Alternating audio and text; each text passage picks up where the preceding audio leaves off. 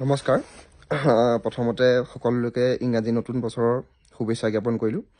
ভিডিঅ'টো বনাইছোঁ কথা এটাৰ কাৰণে আৰু কথাখিনি সঁচা হয় নে নহয় আপোনালোকে কমেণ্টত জনাব।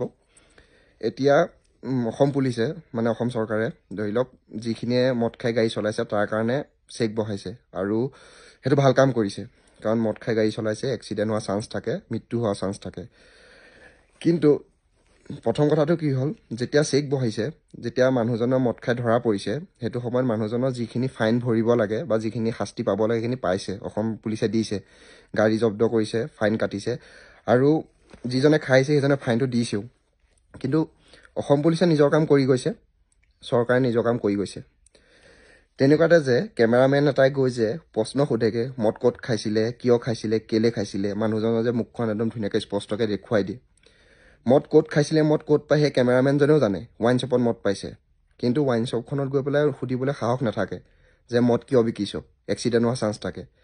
যিজন মানুহক তেখেতলোকে সুধিছে সেই মানুহজনে ফাইন ভৰিছে, চব কৰাৰ পাছতো যেতিয়া ঘৰলৈ গৈছে, যেতিয়া নিউজটো ভাইৰেল হৈছে, তেতিয়া সেই মানুহজনৰ পৰিয়ালটোৰ ওপৰত কি পৰিস্থিতিৰ সৃষ্টি হৈছে সেইটো ভাবিব লাগে কেমেৰামেনকেইজনে।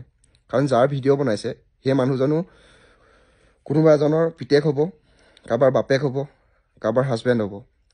যেতিয়া সেই ভিডিঅ'টো ভাইৰেল হৈ গৈছে, তাৰপিছত যেতিয়া পাছদিনাখন তেখেতৰ অকণমান যদি ল'ৰা এটা আছে, ল'ৰাটোক যদি লগৰখিনিয়ে কয় যে তোৰ দেউতাই মদ খাই কালি ভিডিঅ' ভাইৰেল হৈছে, তেতিয়া সেই ল'ৰাটোৰ ওপৰত কেনেকুৱা এটা মনটো তাৰ কেনেকুৱা বেয়া লাগিব।